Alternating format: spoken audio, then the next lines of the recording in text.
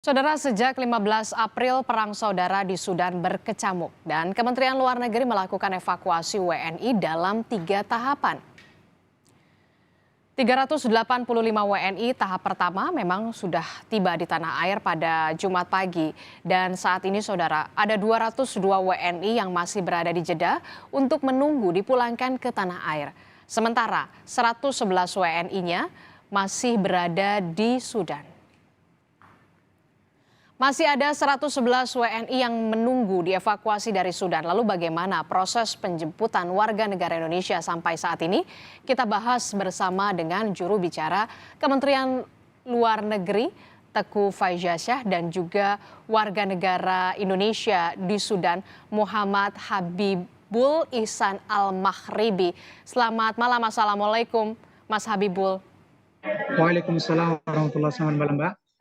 Mas Habibul, saya ingin konfirmasi, berarti Mas Habibul ini sudah di tanah air atau masih berada di Sudan saat ini? Alhamdulillah sekarang sudah di tanah air.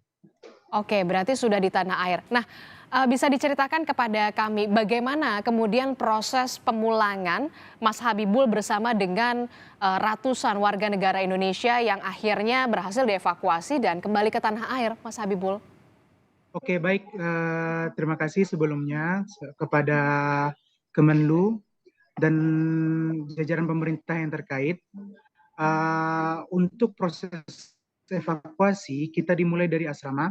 Beberapa teman-teman itu ada yang dari asrama, terutama asrama Maududi yang mana di sekelilingnya itu dipenuhi oleh tentara oposisi, yakni RSF, Janjawid, yang mana di saat itu teman-teman di asrama melakukan proses evakuasi setelah mengkonfirmasi ke pihak KBRI Khartoum. Nah, menggunakan bus dari Universitas International University of Africa. Nah, jadi di saat itu di tanggal saya lupa tepatnya kapan, intinya dari Sudan menuju ke Sawakin, gitu, menuju ke Sawakin menggunakan bus. Nah, dan kebetulan saya pribadi itu berada di minibusnya KBRI Khartoum. Oke, itu artinya sempat dikumpulkan begitu ya di asrama mahasiswa di sana, di salah satu universitas. Tadi juga saya sempat mendengar ada cerita bahwa di asrama itu lokasinya dekat sekali dengan markas militer kalau tidak salah ya. Bisa diceritakan apakah Anda juga mendengar dan juga gencatan senjata di sana atau seperti apa, Mas Habibul? Iya, jadi begini, kemarin kita mengalami kesulitan sedikit ya, mengalami kesulitan ketika melakukan evakuasi, yang mana di berita dikatakan bahwasanya terjadi gencatan senjata selama 3 hari. Nah, pada hakikatnya di saat itu masih terjadi tembak menembak dan pengoboman di beberapa titik, sehingga membuat kami rada takut gitu, agak takut untuk mengambil langkah evakuasi. Nah, kita sebenarnya udah dikumpulkan di titik pengumpulan yang mana itu dikoordinasi langsung oleh KBRI Khartoum. Nah, jadi dari titik perkumpulan itulah kita berangkat. Nah, untuk kloter pertama Untuk kloter pertama gitu. Jadi teman-teman yang belum disebut namanya itu menunggu untuk pemberangkatan selanjutnya dari Sudan menuju Sawakin atau Port Sudan gitu. Oke, berarti ada 3 hari gencatan senjata yang kemudian bisa dikatakan kondisinya mencekam di sana pada saat itu ya, Ya. sangat mencekam. Oke, Mas Habibul, kami juga masih terus berusaha untuk menghubungi dari juru bicara Kementerian Luar Negeri, Teguh Faizasyah. Kami akan lanjutkan kembali kepada Mas Habibul. Mas Habibul, jadi bisa diceritakan kepada kami semua bagaimana sebenarnya kondisi di sana dan kendala proses evakuasi seperti apa? Karena kan dari Sudan sendiri, dari Khartoum ke Port Sudan itu agak jauh ya kalau tidak salah. Iya, bukan agak jauh lagi sebenarnya. Jauh ya? Itu sudah jauh ya. 15 jam perjalanan darat. Kita proses evakuasi ini kita menempuh perjalanan darat laut, dan udara. Jadi 15 jam perjalanan darat, alhamdulillah kita yang kloter pertama, apalagi terutama mobil saya itu sampai subuh jam 5 kita dapat istirahat, ya. Kita dapat istirahat, selanjutnya langsung ke pelabuhan. Nah, dari pelabuhan ini memakan waktu kurang lebih 22 jam. 22 jam.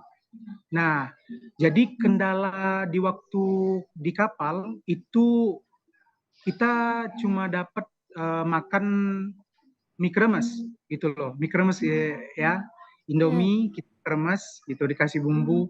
Cuma itu. Maksudnya terlepas dari itu kita tidak kekurangan logistik sama sekali gitu. Tidak kekurangan pelayanan dari pihak KBRI Hortum Hmm. yang mana selalu mensupport kebutuhan logistik kami gitu loh.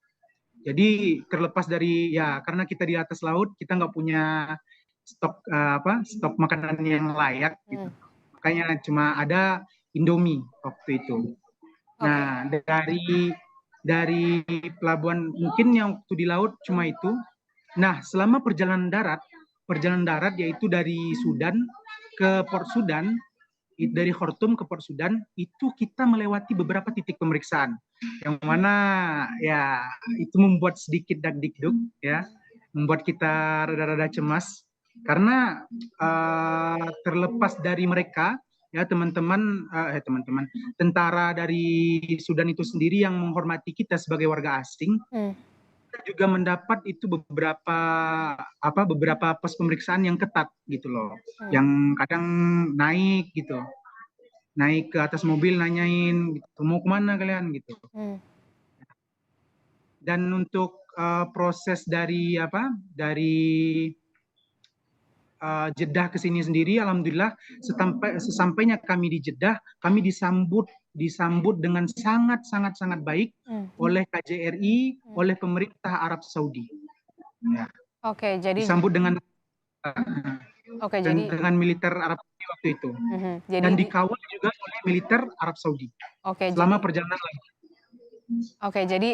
KJRI, kemudian juga dari pemerintah Arab Saudi juga atau kerajaan dari Arab Saudi juga menyambut baik ketika WNI kita tiba di Jeddah begitu ya, Mas Habibul Ya. ya. Nah, Mas, bisa diceritakan sejak kapan Anda berada di Sudan dan apakah dalam rangka melanjutkan studi atau seperti apa di sana? Ya, saya udah ada di Sudan itu dari tahun 2019. Hmm. Jadi perkara konflik itu tidak sekali dua kali di Sudan. Hmm. Jadi sebelumnya pernah terjadi konflik politik juga, yang mana itu melibatkan antara pemerintah dengan sipil. Hmm. Dan waktu itu kita mempunyai kendala yang mana kita internet dicekal, sehingga menyulitkan kita untuk berkomunikasi satu sama lain. Bahkan di saat kemarin kita evakuasi, itu juga sempat dimatikan jaringan internet, sehingga untuk koordinasi kita agak sulit gitu.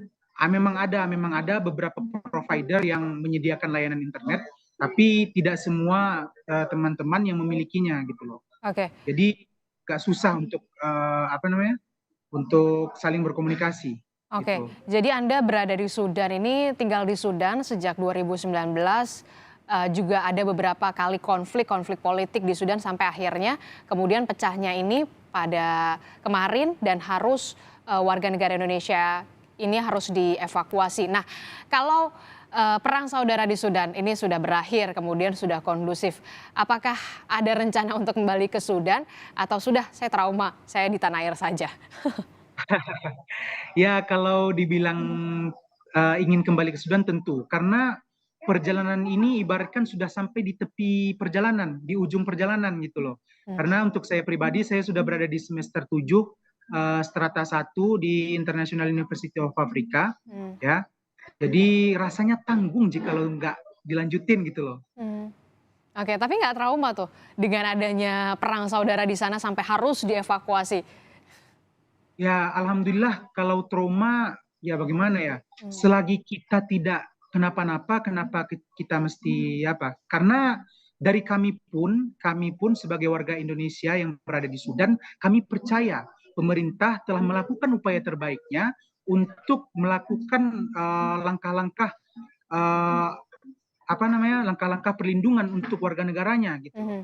Jadi kalau dibilang trauma, ya trauma dengan keadaan, tapi tidak untuk semangat melanjutkan perjalanan yang sudah dimulai. Oke, trauma pada keadaan tapi tidak trauma karena memang harus melanjutkan pendidikan kembali, menempuh pendidikan kuliah di sana kembali. Terima kasih warga negara Indonesia kita di Sudan yang sudah kembali ke tanah air.